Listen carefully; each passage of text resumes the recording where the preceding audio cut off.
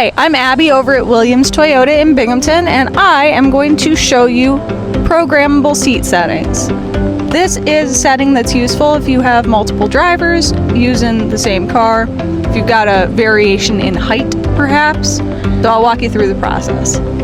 First, you gotta get your seat where you want it, and then you're gonna press and hold the set button and press the seat number that you're setting for. Now, if I get it all messed up and I press that button again, it brings me right back.